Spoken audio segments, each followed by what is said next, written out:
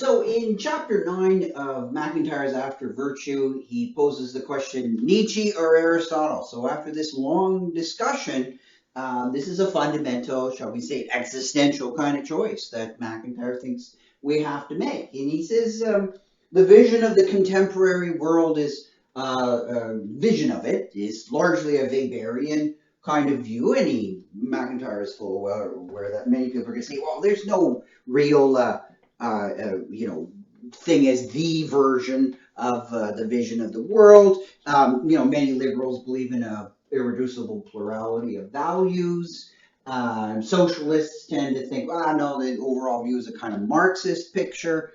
And MacIntyre, he wants to respond to this. Ultimately, he's going after, to give grounds for picking Aristotle and get us away from Nietzsche. But MacIntyre, holds that, that it is a Weberian type theme to regard the world as an irreducible plurality. That's not foreign to Weber's view of the world.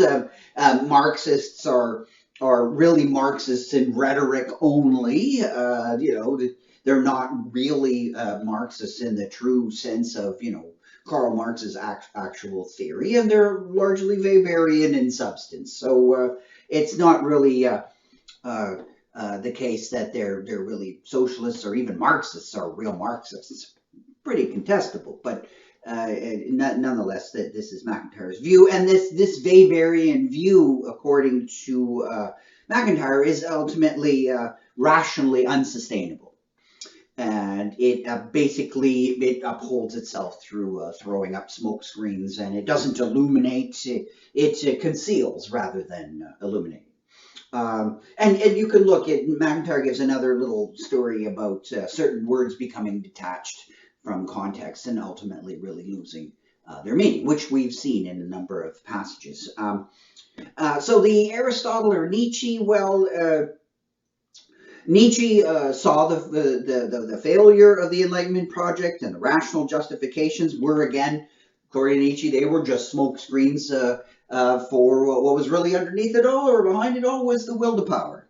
And morality is nothing more than that, an expression of the will to power. And if we were just to get rid of all these smoke screens or whatever, dump all this reason and all this stuff, and we make ourselves by an act of will into autonomous moral subjects. And so you have this kind of Weberian Nietzschean articulation of morality, and it's all embedded, as MacIntyre says, within this larger frame of a Goffman sociology. And the net effect of all this is that success is largely unpacked in terms of what others will call a kind of success. Now, Aristotle rejected that, that the good is simply the high praise of others, and honor is a secondary good. And what are people really owed is through the function of their positions in society. And of course, Aristotle, according to Nietzsche, was just another example of a disguised will to power. And so this brings MacIntyre ultimately, and I'm simplifying his story here, but it really comes down to this notion of, well, which one are you going to go with, Nietzsche or Aristotle? Sort of Nietzsche is like the culmination of the failed Enlightenment project, and Aristotle is our alternative. So, but which one? You're faced with the two. Which one are you going to go with? And MacIntyre thinks that if you can defend Aristotle's view, and I put Aristotle's view in quotation marks, something like it, not an exact Aristotle, not the exact view of Aristotle, but if you can defend an Aristotelian view of morality, then this will cut the ground out of Nietzsche's view. And so Nietzsche or Aristotle, well, we can defend Aristotle kind of view, and then we can bypass Nietzsche, or at least avoid, this notion of morality is ultimately just an expression of the will to power. We can get around this. And so the key question is, well, okay, can something like this, right? If you look at, is this defensible? right? Something like it, not Aristotle's view per se, but something like it. Can it be defended? And to begin with, MacIntyre thinks that Aristotelianism is philosophically the most powerful of the pre-modern modes, and so if something is going to save us from Nietzsche and the collapse or the failure of the Enlightenment project, it's probably going to be something like an Aristotelian view, or as he says, it's either Aristotle or nothing's going to save us. So what is going to happen?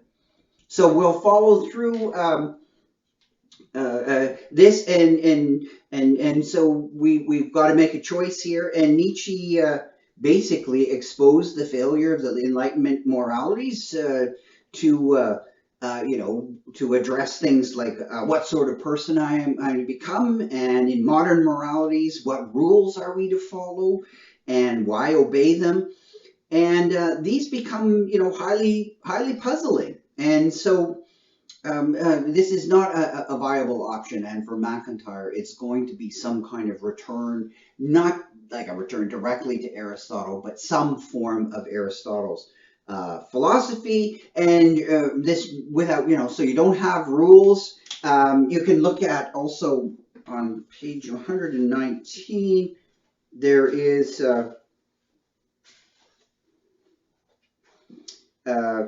so rules become, so here's MacIntyre, talking about that rules aren't gonna save us. They become the primary concept of moral life, and qualities of character become prized only because they'll lead us to follow the right rules. And here he says, here he turns to Rawls and says, well, the virtues are mere sentiments. They're related families of dispositions and propensities regarded by a higher order desire, in this case, a desire to act from the corresponding moral principles. And so virtues aren't really that important at the end. And of course, this is something that MacIntyre is going to oppose, that, it's not just all about rules and virtues are mere sentiments. No, because we can't let it go at that, because justification of rules and principles has become radically problematic. So it follows that we have to attend to the virtues now, right? This is what we have to look at. We have to attend to the virtues first in order to understand the function and the authority of rules. And so that's what MacIntyre is going to look now. Is he's going to reach back further into the past and look at the development of virtue ethics, starting in the heroic societies, basically like of Homer's time, and what can we take from that development up through and into Aristotle's thought to help us address this failed Enlightenment project and to avoid falling into a Nietzschean type of framework for morality. But we'll take a look at that in the next video.